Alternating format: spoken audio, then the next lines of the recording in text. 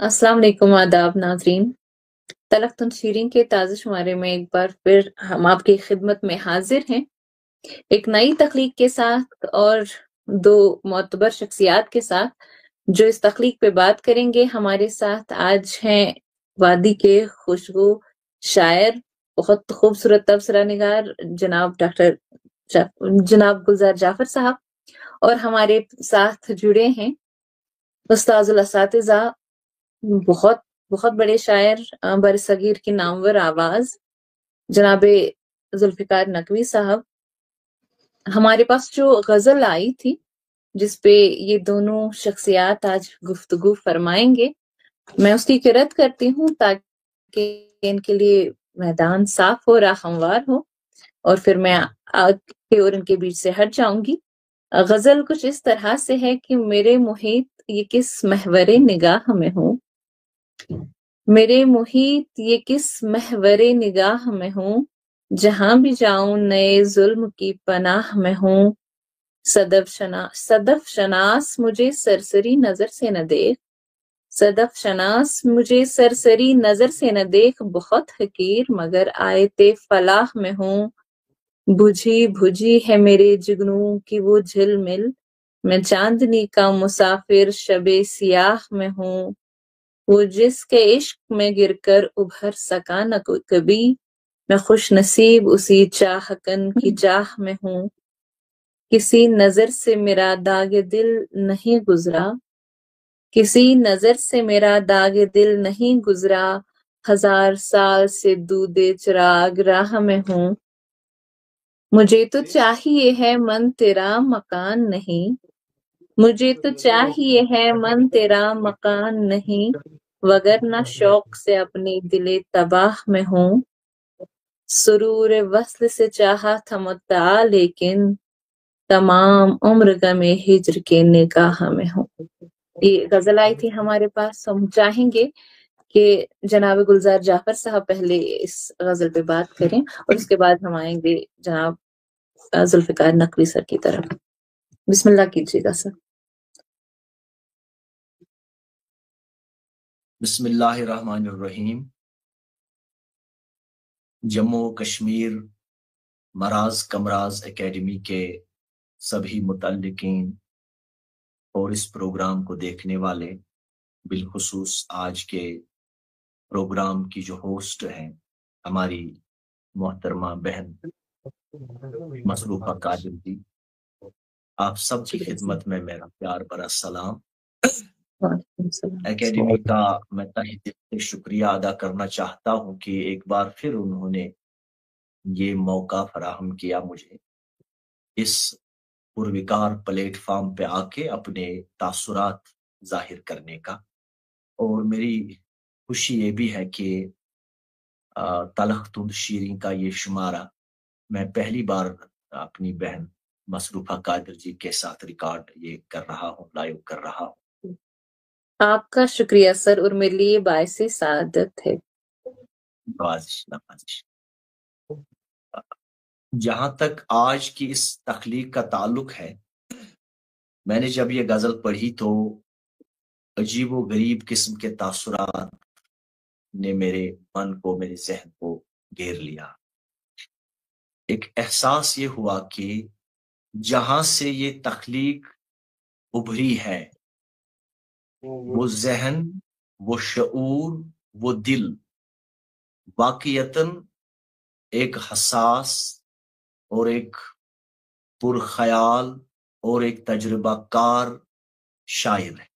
ये मेरा पहला तासुर है, क्योंकि इस तरह की तख्लीक को और इस तरह की गजल को तख्लीक करना जो है वो एक पुरकार जहन का ही काम हो सकता है।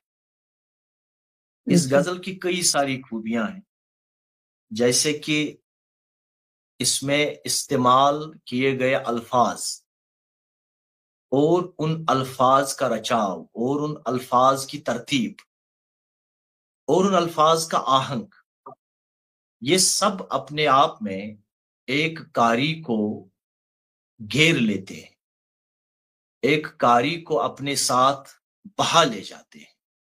میں سمجھتا ہوں کہ شاعر کو سب سے پہلے ایک ساحر ہونا چاہیے جو اپنی تخلیق کا سحر ایک سحر انگیزی میں وہ اگر اپنے سننے والے کو یا اپنے پڑھنے والے کو انگیج نہیں کر سکتا ہے تو مطلب اس کی شاعری ہو نہ ہو دوسرے فرنٹس پہ اچھی بھی ہو سکتی ہے، لیکن محض شاعری ہونے کے ناطے اس میں پھر سکون ہے۔ تو یہاں پر میں یہ عرض کرنا چاہتا ہوں کہ اس غزل کی سب سے اہم خوبی جو ہے وہ اس کی سحر انگیزی۔ کیا بات ہے۔ اس میں ایک مسحور کن فضا اول سے آخر یعنی مطلع سے لے کر آخری شعر تک ایک ایسی فضا تعمیر ہوئی ہے کہ جسے ہم مطلب جس میں رہ کر ہم ایک سحر انگیزی کا انوبھو کرتے ہیں۔ دوسری بات یہ کہ یہ شاعر جو ہے یہ اپنی بات یا اپنا خیال یا اپنا احساس اپنا جذبہ لفظوں کے ذریعے بیان کرنے میں ہر اعتبار سے کامیاب نظر آتے ہیں، یعنی کہیں پہ بھی یہ گمان نہیں گزرتا ہے، کہیں پہ بھی یہ احساس نہیں گزرتا ہے کہ شاعر جو یہاں پہ کہنا چاہتے ہیں وہ مطلب اس کے الفاظ اس کا ساتھ نہیں نبھا پا رہے، نہیں، بڑی چابک دستی کے ساتھ نہایت ہی فنکارانہ انداز سے وہ اپنی بات اپنے الفاظ کے ذریعے سے کمیونیکیٹ کرنے میں کامیاب نظر آتے ہیں۔ تو یعنی کہ فنی اعتبار سے بھی یہ غزل جو ہے بہت ہی خوبصورت غزل ہے اور بڑی ہی کامیاب تخلیق ہے۔ تیسری بات میں اس غزل کے حوالے سے یہ عرض کرنا چاہتا ہوں کہ ہماری غزلیہ روایت کی چند خوبیاں ہیں، یعنی کہ اس میں ہم بات چاہے وجود کی کریں، کوئی فلسفیانہ نقطہ ابھارے یا زمانے کی شکایت کریں، لیکن ہمارا لہجہ ہمیشہ نرم شائستہ شستہ رہا ہے۔ یہ اردو غزل کی خمیر میں موجود ہے یہ بات۔ صحیح بات ہے۔ تو اس غزل کو پڑھتے ہوئے اس روایت کی موجودگی کا ایک گہرا احساس ہونے لگتا ہے، پاسداری کا احساس ہوتا ہے۔ صحیح بات،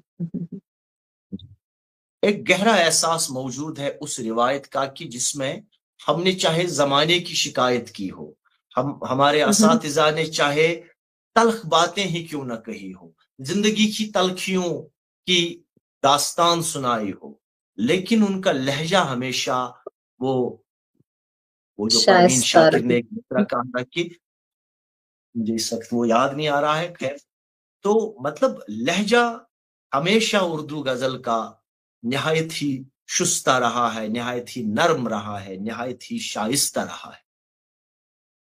اس چیز کا مجھے اس غزل میں بھرپور احساس مطلب دیکھنے کو ملا، احساس ہوا مجھے، اور اس چیز کا تجربہ مجھے اس میں ہوا اس غزل۔ اب اگر ایک ایک کر کے ان اشعار پہ بات کریں تھوڑی سی، میرے محیط یہ کس محور نگاہ میں ہوں، جہاں بھی جاؤں نئے ظلم کی پناہ میں۔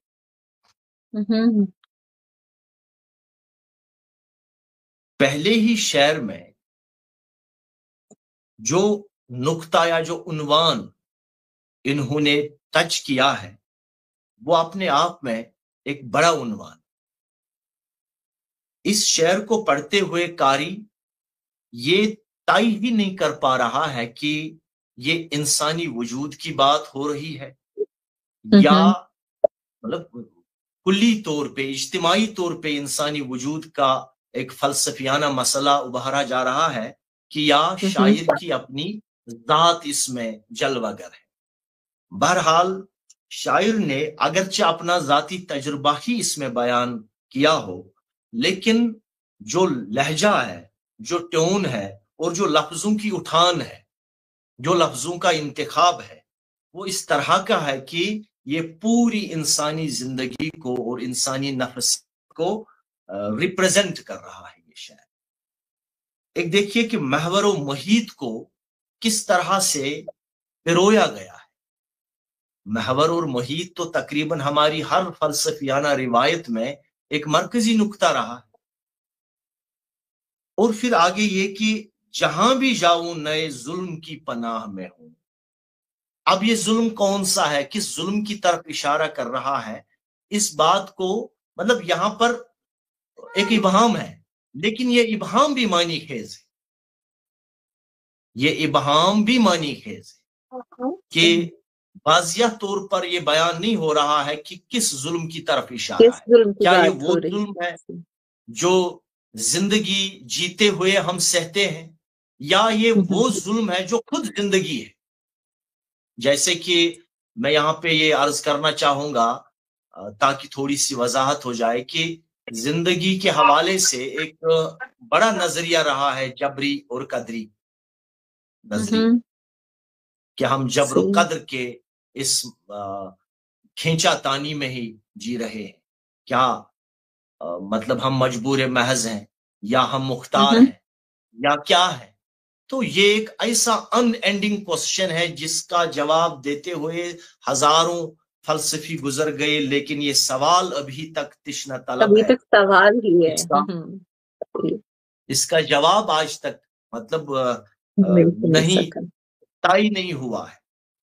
तो मतलब एक तरह से मैं ये भी मानता हूं कि जहां पर मुहीत और महवर लफ्ज इस्तेमाल हुए हैं, वहां जुल्म के बजाय अगर जबर लफ्ज का भी इस्तेमाल हुआ होता तो ये शहर एक और फलसफियाना टर्न भी ले सकता था। लेकिन उसके बावजूद जो जुल्म है, जुल्म लफ्ज भी अपने मतलब यहां पर एक मुबहम ही सही, लेकिन एक ऐसी मानवी फजा क्रिएट करता है कि जो कारी को किसी दिशा की तरफ तो नहीं ले जाता है, लेकिन उसे एक हैरत में रखता है, उसे एक मुसलसल फिक्र में रखता है, सोच में रखता है, ताकि वो खुद कोई नई दिशा तलाशे। और मैं मानता हूं कि शायरी का यह भी एक कमाल होता है कि वो कोई मतलब फिक्स्ड माने दिए बगैर अगर हैरत ही पैदा करे, अगर हैरतों में ही डाल दे कारी को, तो ये शायरी का कमाल है। और कहीं कहीं ये शेर पढ़ते हुए मुझे हजरत बेदिल का वो बड़ा खूबसूरत शेर याद आने लगा कि हर कुजा रफ्तम गुबारे जिंदगी दरपेश बूद। ये मिसरे के तवस्सुत से मैं अर्ज कर रहा हूं, जहां भी जाऊं नए जुल्म की पनाह में हूं। हर कुजा रफ्तम गुबारे जिंदगी दरपेश बूद, यारब ई खाके परेशान अज कुजा बर्दाश्तें। मैं जहां भी जाता हूं कि मेरी जिंदगी की ये खाक मुझसे पहले वहां पहुंची हुई होती है। मेरे मौला, आपने मुझे किस बला के हवाले कर दिया है, और ये कौन सी बला, जिंदगी नाम की ये कौन सी बला मेरे गले पड़ी हुई है। अब ये देखिए कि शायर मतलब जिंदगी के ही बदौलत ये बात करने के भी अहल है वो, लेकिन उसके बावजूद शायर का ये एक मनसब होता है, शायर की फिक्र का एक ये पहलू होता है कि वो जिंदगी को अपने आप से अलग करके, एक दूर रख के भी बात कर सकता है, यानी एक डिस्टेंस पे रख के उसकी एक नई पिक्चर पेश कर सकता है। इस बात की तरफ मैं आपकी तवज्जो चाहता हूं कि हम कोई भी दुनिया के बारे में, कायनात के बारे में, समाज के बारे में, मुल्क, कौम वगैरह वगैरह, इन तमाम चीजों के बारे में जो भी बातें करते हैं, जो भी कॉन्सेप्ट्स क्रिएट करते हैं, ओपिनियंस रखते हैं, वो मतलब जिंदगी के होते हुए हम रखते हैं। लेकिन शायर का एजाज ये है कि वो जिंदगी को भी एक डिस्टेंस पे रख के उसकी एक पिक्चर पेश करता है।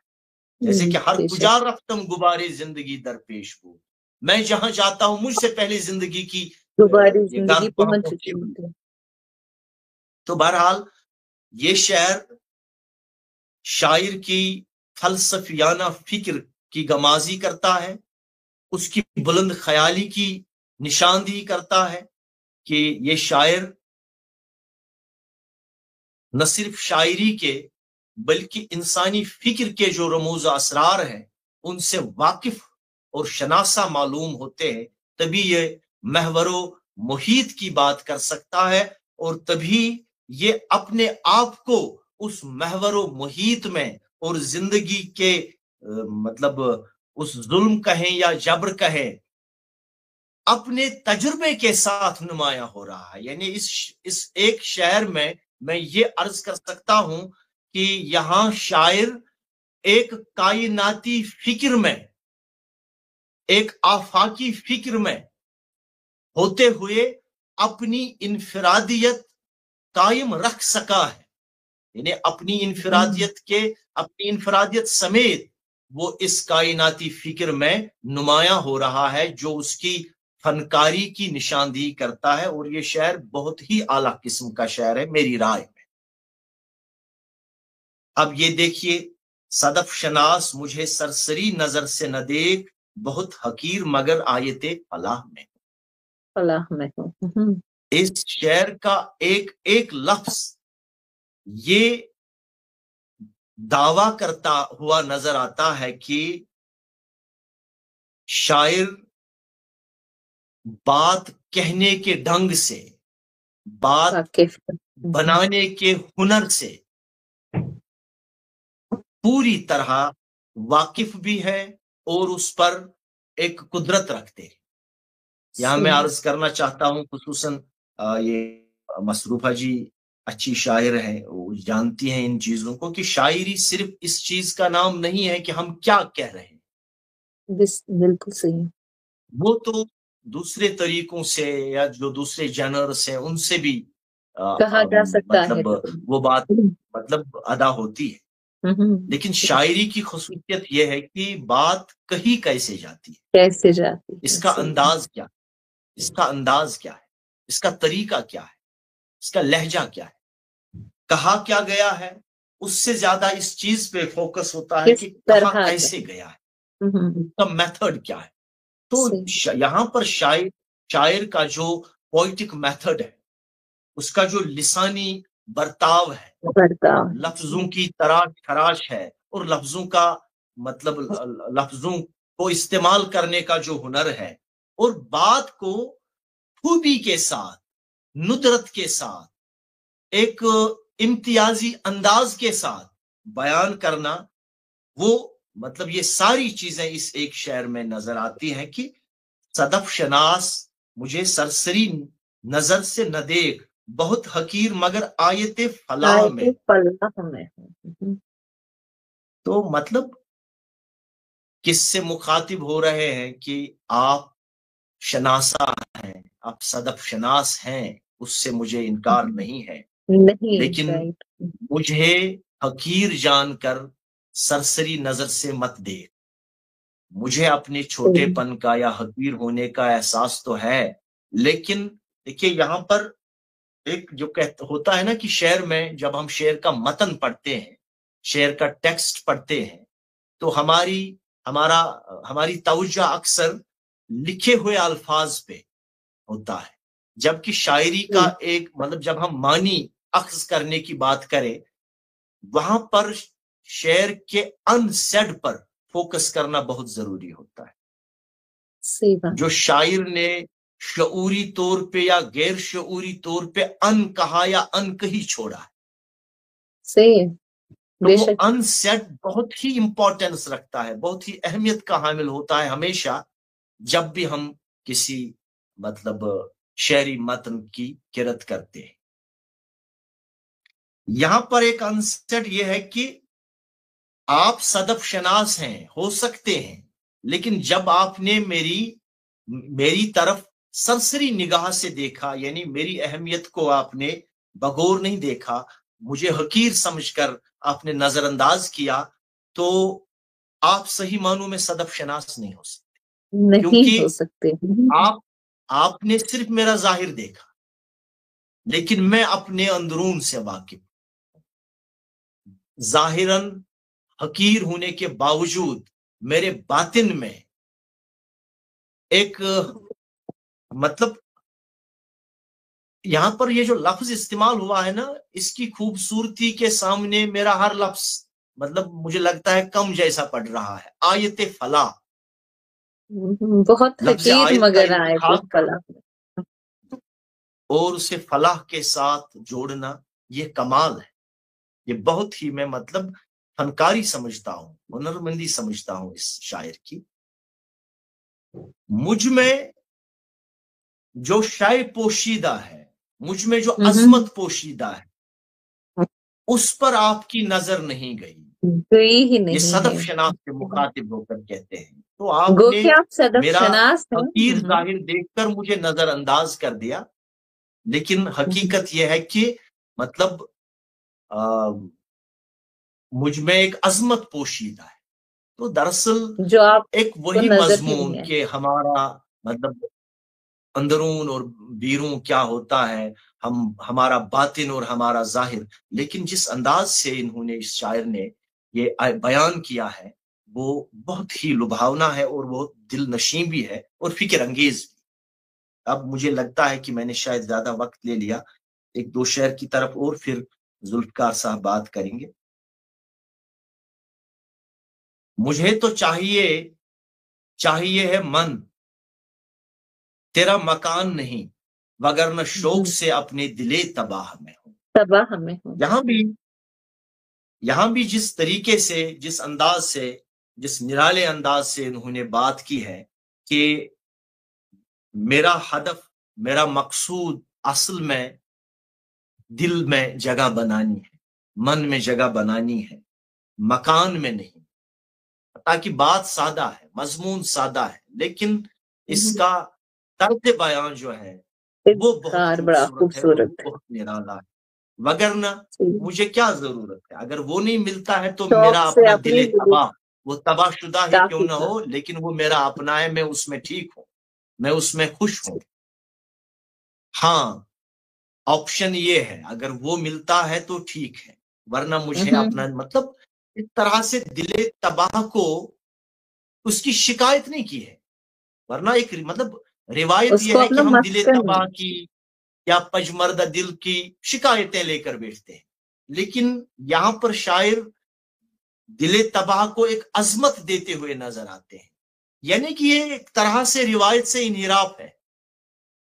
इसका ट्यून डिकंस्ट्रक्टिव है, वो मतलब गजल के हर शेर में कहीं न कहीं आपको एक डिकंस्ट्रक्टिव टोन नजर आएगा।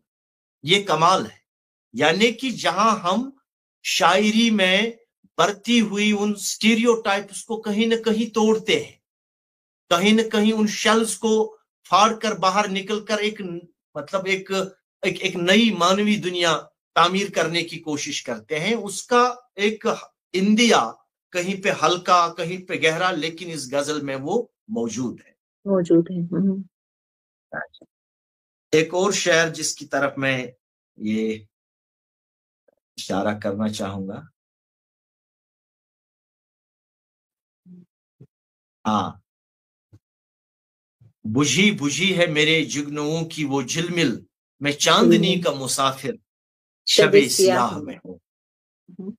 देखिए, मैं जिस निगाह से इस शेर को देखता हूं, एक हमेशा से एक मजमून रहा है या एक मौजू रहा है या एक सोच रही है हमारी जिंदगी में, जिसको हम कहते हैं बीमो रिजा, जिसको हम कहते हैं यास और उम्मीद, कि हम यास और उम्मीद के होते हुए जिंदगी जी रहे हैं। पुरुम्मीद रहना, यास भी एक हकीकत है और उम्मीद भी एक हकीकत है। इन दोनों बेशक। हकीकतों को बैलेंस करते हुए हम जिंदगी जीते हैं।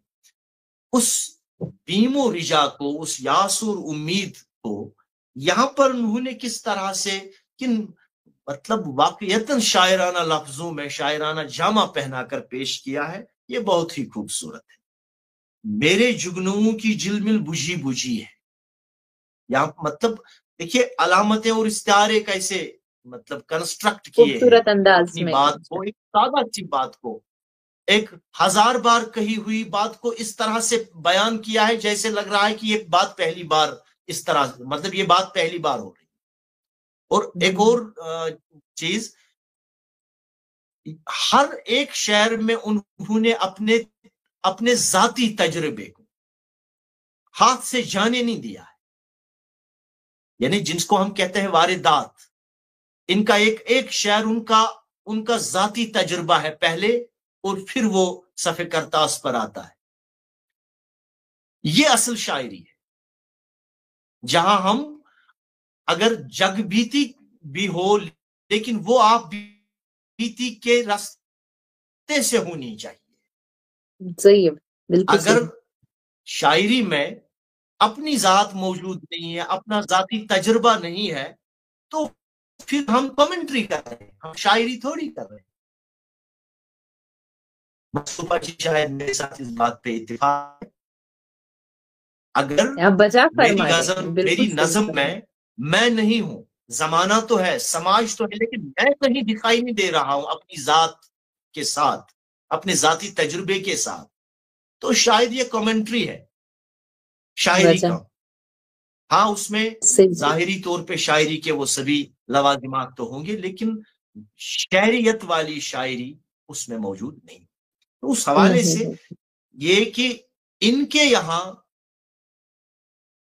हर एक शहर में एक जाती तजुर्बा मौजूद है। बुझी बुझी है बिल्कुल। मेरे जुगनुओं की वो जिलमिल, मैं चांदनी का मुसाफिर शबे सियाह में। तो सियाह में देखिए, जुगनू रोशनी की अलामत है, लेकिन यहाँ पे पेश कैसे किया जा रहा है, बुझी बुझी है उनकी जिलमिल, बुझी। यानी वो धीमी धीमी रोशनी वाले हैं। अच्छा, और मेरा इरादा भी चांदनी क्या का है, बुलंद सफर चांद। चांदनी का, लेकिन हूं सही का है, सही।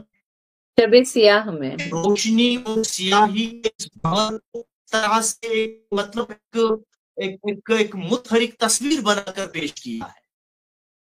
रोशनी के दो माह और उनकी अलग अलग खूबियां बयान करना, और फिर शबे सियाह का जिक्र करना, और फिर इन तीनों चीजों को अपने साथ जोड़ना, ये कई मानवी जहतें पैदा करता है।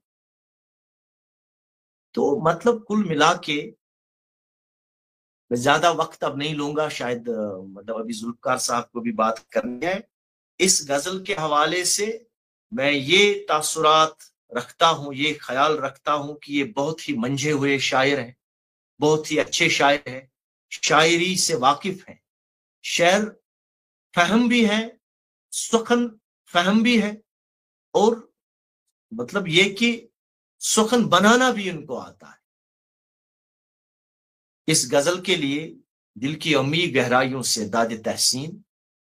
अब बाकी बातें अगर रह गई हूं, जरूर रह गई हूं, काफी सारी बातें, वो मोहतरम जुल्फकार नकवी साहब कंटिन्यू। बहुत बहुत शुक्रिया। शुक्रिया सर आपका, आपने जिस खूबसूरती से बात की है। अब मजीद हम सुनना चाहेंगे अपने उस्ताद मोहतरम जनाब जुल्फकार नकवी साहब से। सर गजल आपके सामने है, सर ने भी बात की, अब आप हमें प्लीज इनायत कीजिए अपनी बात। जी, बिस्मिल्लाहिर्रहमानिर्रहीम। जनाब गुलजार साहब और मुसरफा जी, शायद बैकग्राउंड में जो है वो सफदर भाई भी हैं। तमाम और नाजरीन तमाम की खिदमत में जो है वो सलाम आदाब। मेरे ख्याल है बहुत तफसील के साथ जो है वो गुलजार जाफर साहब ने गुफ्तगू की है गज़ल के ऊपर, और बहुत डिटेल में बातें की उन्होंने। निकाह हिज्र जो है, ये निकाह हिज्र जो है, ये एक पहली बार जो है इस्तेमाल किया है। बहुत जबरदस्त। मुझे नहीं लगता मैंने कभी कोई शेर, नादिर सी तरकीब, बिल्कुल नादिर है, और मुझे नहीं लगता कि मैंने कभी मेरे ज़हन में नहीं कोई ऐसा आ रहा, कोई अक्स के मैंने कोई ऐसा शेर पढ़ा हो आज तक कि जिसमें निकाह हिज्र की बात की गई हो। और उसके बाद एक और तरकीब जो है वो भी यहाँ है, जैसे मैं गजल देख रहा था, दिल तबाह भी है, तो खैर ये तो है ही। अच्छा, आयत फलाह, ये दो जो है ना, ये दो तरह की बहुत ही नादिर। आयत फलाह जो है, ये दो चीजें जो है बहुत मुनफरिद हैं, और काफिये भी जो है वो बहुत जबरदस्त है। यहाँ तमाम कवाफी जो है बहुत, जैसे निगाह है, पनाह है और फलाह है। अच्छा, आजकल के जो नए शायर हैं वो तो ये हे को खाई जाते हैं, ये ऐसे ही जो है वो और भरपूर अंदाज में इन्होंने हे को जो है वो बाकायदा एक तो हर जगह बरता है, और एक जगह जो है फलाह में तो हे जो है वो ये सोती अंदाज में उन्होंने ये जोड़ा, और ये भी एक अच्छी कमाल की बात है। تو ایک یہاں لفظ انہوں نے جو آخری شعر انہوں نے چھوڑ دیا وہ متاع کا جو ہے وہ لفظ استعمال کیا ہے شاعر نے، اس پہ بعد میں بات کرتا ہوں۔ تو یہ جو ہے تمام چیزیں ملا کے جو ہے وہ زبردست ایک قسم کی ایک غزل اور ایک تخلیق جو ہے وہ ایک شاہکار بہت عمدہ تخلیق ہوئی ہے۔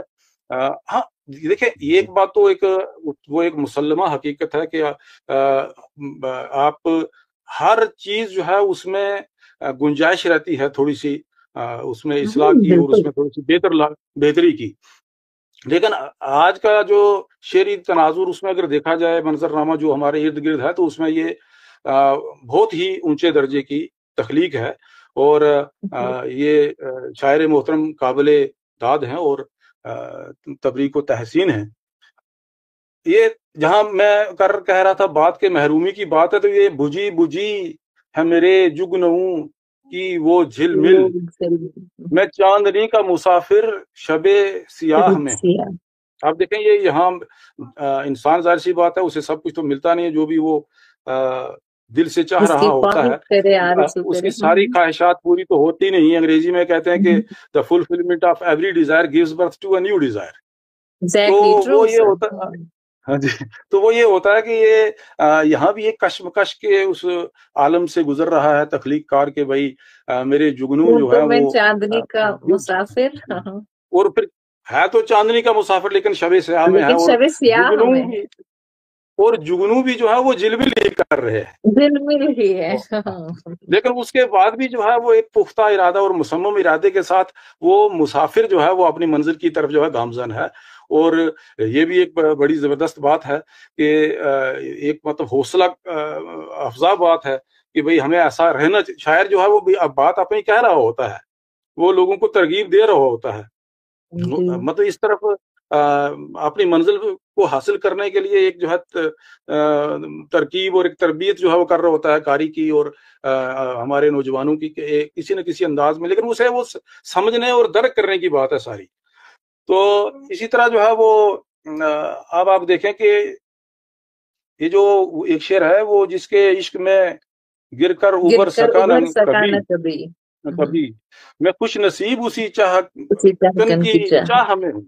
اب دیکھیں اب جہاں آدمی گرتا ہے پھر اسی کی چاہ کرتا ہے، اپنے ہدف سے جو ہے وہ آدمی چاہے وہ ناکام بھی ہو رہا ہو لیکن پھر بھی جو ہے وہ اس دھن میں رہتا ہے کہ مجھے جو اپنی منزل ملنی چاہیے۔ اور یہ بھی ایک جو ہے وہ بہت ہی اچھا سبق ہے کہ ہمیں جو ہے وہ کبھی بھی جو ہے وہ کسی مشکل میں کسی آزمائش میں جو ہے وہ اس سے گھبرانا نہیں چاہیے، بلکہ ہمیں جو ہے وہ جاری رکھنا چاہیے سفر اپنا اور آگے بڑھنے کی کوشش کرنی چاہیے۔ کسی نظر سے میرا داغ دل نہیں گزرا، 1000 سال سے دودے چراغے راہ میں۔ اچھا یہاں تھوڑا سا میں سمجھتا ہوں کہ یہاں چراغ کے بعد بھی جو ہے اضافت ہونی چاہیے، شاید میں غلط ہوں، اگرچہ تو یہ بہر میں اس طرح بھی ٹھیک ہے، چراغ راہ بھی رک کے بھی پڑھیں پھر بھی ٹھیک ہے، 1000 سال سے دودے چراغ راہ میں ہوں تو تب بھی ٹھیک ہے، لیکن چراغ راہ مجھے صحیح ہے سر۔ میں نے ایکچولی میں نے ویسے ہی پڑھا تھا کہ 1000 سال سے دودے چراغ راہ ہمیں، پھر مجھے لگا کہ کہیں اب یہ تو شاعر ہی بہتر جانتے ہوں گے کہ انہوں نے بھاندا کس طرح سے ہے، دودے چراغ راہ میں ہوں خود کو دودے چراغ سمجھ کے یا پھر دودے چراغ راہ میں ہوں، یہ وہ بہتر جانتے ہیں، دونوں ہی صورتوں میں بہتر ہے۔ ٹھیک ہے، لیکن تھوڑا معنی ذرا سا بدل جائیں گے، اگر ہم چراغ پہ رک جائیں تو پھر معنی کو چھوڑ سکتے ہیں، اور دودے چراغے رہا ہوں تو پھر تو ہے وہ خود کو چراغ کہہ رہا شاعر، اور تھوڑا سا ہے اس میں چلیے وہ اگر مجھے فارمیٹ کا پتہ نہیں ہے، جب آپ ظاہر کریں گے نام تخلیق کار کا تو وہ خود بھی اس پہ بعد میں تبصرہ کریں شاید، خیر وہ ان کا انتظار کرنا پڑے گا، کیونکہ شعر کا جو ہے وہ عربی کا ایک مقولہ ہے کہ شعر کا مطلب جو ہے وہ شاعر کے پیٹ میں ہوتا ہے۔ تو بہرحال آپ دیکھیں کیا کہتے ہیں شاعر محترم۔ تو اب یہاں بھی وہی ہے کہ بھائی جو ہے وہ میرا جو دل کا جو داغ ہے، میری جو پریشانی ہے، میرا جو کرب ہے، درد ہے، وہ کسی اہل نظر کی نظر سے نہیں گزرا ہے، اور میں ابھی تک وہ دودے چراغ سے جوجھ رہا ہوں کہ دودے چراغ بھی ایک بڑا استعارہ ہے، بڑی علامت ہے، بہت شاعروں نے اسے استعمال کیا کہ بھائی روشنی بھی دے رہا ہے چراغ، لیکن دھواں بھی دے رہا ہے. اب دونوں طرف جو ہے وہ دھواں ہی، اور دھواں جب زیادہ ہو جائے تو پھر تو مسئلہ جو ہے وہ خراب ہونے والا ہے. تو یہ تمام کرب کی کیفیات اور یہ تمام جو ہے وہ درد، شاعر جو ہے آپ بیتی سنا کر جگ بیتی جو ہے وہ اس میں ہمیں جو ہے اس طرف ہمارا ذہن لے جا رہے ہیں، ہماری توجہ مبذول کروا رہے ہیں. اور آگے جو ہے یہ کہہ رہے ہیں کہ مجھے تو چاہیے ہے من تیرا مکان نہیں، وگرنہ شوق سے اپنے دل تباہ میں ہوں. یہ تو وہ ہے کہ کنٹینٹمنٹ کے چلیے ٹھیک ہے جی، اگر نہیں ہے تو ہم اس سے بہتر ہے کہ ہم اپنے دل تباہی میں رہیں. ٹھیک ہے، پھر تو ہم اپنی جگہ ہی ٹھیک ہے. تو خیر اس پہ بھی کیونکہ یہ میں تھوڑا سا تفصیل میں اس لیے نہیں جا رہا ہوں کہ مجھے لگتا ہے کہ بہت اچھے سے گلزار جعفر صاحب نے اس پہ بات کر لی ہے. جی جی ہاں. ایک شعر لاسٹ میں جو بچا ہے وہ ہے کہ سرور وصل سے چاہا تھا متع لیکن آپ دیکھیں یہ جو لفظ متع ہے یہ ایک جسے غیر دائمی ایک عقد ہے ایک عقیدے کے مطابق. تو اب اس کے ساتھ جو ہے، اور یہاں عجیب بات یہ ہے کہ وصل کے ساتھ بھی وہ کوئی مکمل جو ہے وہ نکاح نہیں چاہ رہے ہیں. شاعر کہتا کیونکہ اگر مکمل وصل حاصل ہو جائے گا تو وہ لذت ختم ہو جائے گی. یہ شعر جو ہے یہ حاصل غزل ہے، یہ اتنا زبردست کمال کا شعر ہے کہ اس میں جو ہے وہ جیسے ابھی جعفر صاحب فرما رہے تھے کہ بھائی اگرچہ یہ کلاسیکل فارمیٹ میں ہے اور تمام چیزیں ایسے لگ رہی ہیں کہ کلاسیکل غزل ہے، لیکن اس میں تمام چیزیں نئی جو ہیں وہ سب چیزیں جو ہو ساری کی ساری جدت والی ہیں، آج کے دور کی ہیں ساری. اور اس میں تو یہ ہے کہ بھائی یہ چیز جو ہے انہوں نے الفاظ جو لائے ہیں، یہ لفظ بھی کسی نے، مجھے نہیں لگتا کسی نے متع شامل کیا ہو کسی کلام میں، کسی غزل میں یا کسی شعر میں کسی نے باندھا ہو یہ لفظ. یہ بھی ایک بالکل منفرد ہے. اس میں بھی اس سے بھی انفرادیت جو ہے وہ شاعر کی جو ہے وہ ظاہر ہو رہی ہے کہ سرور وصل سے چاہا تھا متع لیکن تمام عمر میں نکاح میں تو بس. کیا زبردست ہے بھائی کہ وہ تو آپ جتنا مرضی جو ہے وصل کی تلاش کریں، جو مرضی ہو جائے، انسان رہتا جو ہے وہ اسی کے نکاح میں، ہجر کے نکاح میں ہی رہتا ہے، دائمی وہی ہے. تو کل ملا کے جو ہے وہ بہت زبردست کمال کا شعر ہے. ایک جگہ تھوڑا سا میں سوچ رہا تھا کہ اگر تھوڑی سی اس ایک مصرے کو وہ پھر سے اگر کہیں گے تو اس میں تھوڑی سی وہ آ جائے گی، وہ تھوڑا سا ڈھیلا لگ رہا ہے، جیسے نا وہ جس کے نہیں مجھے تو چاہیے ہے من تیرا مکان نہیں. اس میں تھوڑا سا میں غلط بھی ہو سکتا ہوں کیونکہ میری ذاتی رائے ہے، حتمی رائے تو کسی کی نہیں ہو سکتی. تو اس کو تھوڑا سا اگر دوبارہ کہا جائے تو تھوڑا سا یہ اور جو ہے مصرع بہتر بھی ہو سکتا ہے، یہ تو ہو سکتا ہے. باقی مجھے نہیں لگتا کسی تمام کے تمام مصرے بہت پختہ ہیں اور بالکل ان کو اگر ذرا سی بھی چھیڑ چھاڑ کریں گے معاملہ خراب ہو جائے گا. بچوں نے پوچھا بھائی سر یہ پختہ شعر اور مصرع کیا ہوتا ہے؟ تو یہ ہوتا ہے کہ بھائی اگر اس کا ایک لفظ بھی آگے پیچھے آپ کریں تو وہ پورے کا پورا ڈھانچہ، پوری عمارت گر جائے گی. تو اس مصرے کو چھوڑ کے باقی تمام جو ہے بہت زبردست پختہ کاری ہے، وہ نہایت عمدگی کے ساتھ، بڑی چابک دستی کے اور بڑی دسترس کے ساتھ جو ہے وہ کہے گئے اشعار ہیں.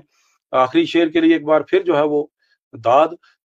تمام غزل پوری جو ہے بہت اچھی ہے، مجموعی طور پہ بہت زبردست پختہ ہے غزل، اور داخلی اور خارجی کیفیات جو ہے وہ تمام تر جو ہے وہ بڑی کامیابی کے ساتھ قاری تک منتقل کی ہیں شاعر محترم نے. میری طرف سے بہت داد. اور پھر آپ اکیڈمی والوں کا بہت شکریہ بھی.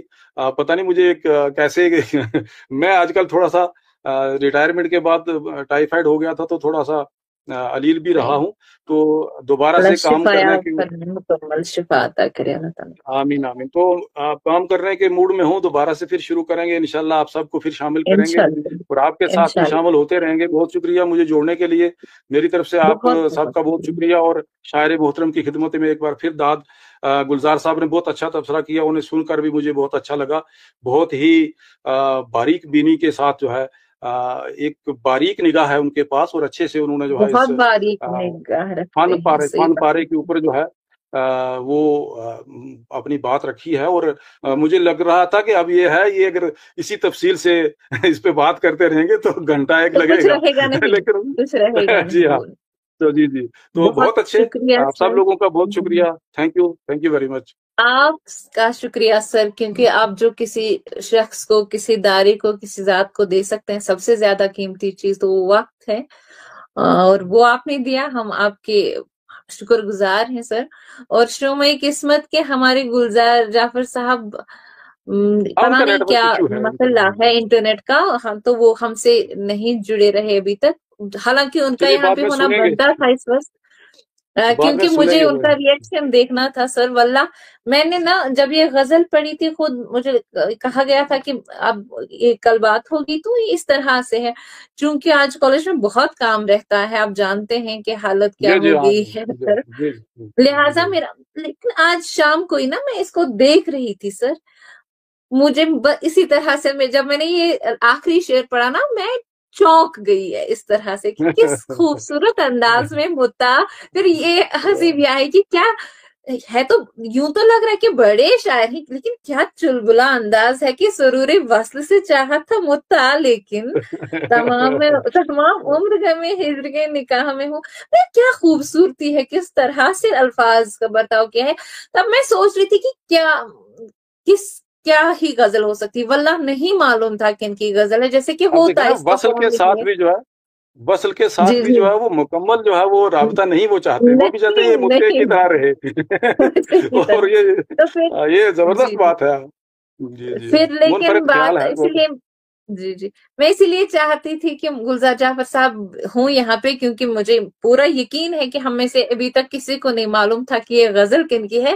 لیکن میں جو انکشاف کرنے جا رہی ہوں، یہ آپ کے لیے بھی بڑا پلیزنٹ سرپرائز ہوگا، میرے لیے بہت سرپرائزنگ کہ یہ غزل کسی اور کی نہیں، ہمارے بشیر دادا صاحب کی ہے. مطلب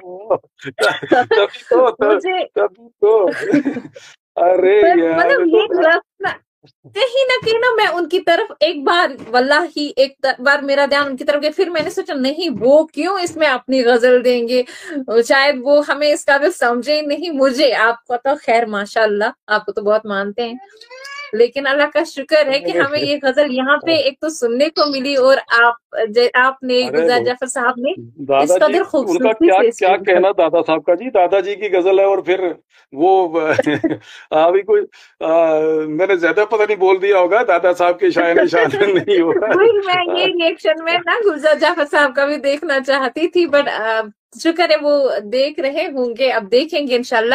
لیکن ایمانداری سے تبصرہ ہوا ہے، ایمانداری سے تجزیہ ہوا ہے ہماری طرف سے بھی. بشیر دادا سر کو بہت پھر سے شکریہ سر. گلزار جعفر صاحب کو بہت بہت شکریہ کہ آپ نے وقت دیا، اتنا وقت دیا، اور اس خوبصورت انداز سے بات کی. تو ہم آپ سب کے شکر گزار ہیں، اپنے ناظرین کے شکر گزار ہیں. انشاءاللہ پھر ایک بار آپ کو زحمت دیں گے، کبھی پھر ایک بار آپ سے بات ہوگی انشاءاللہ کسی نئی تحقیق پہ. السلام علیکم.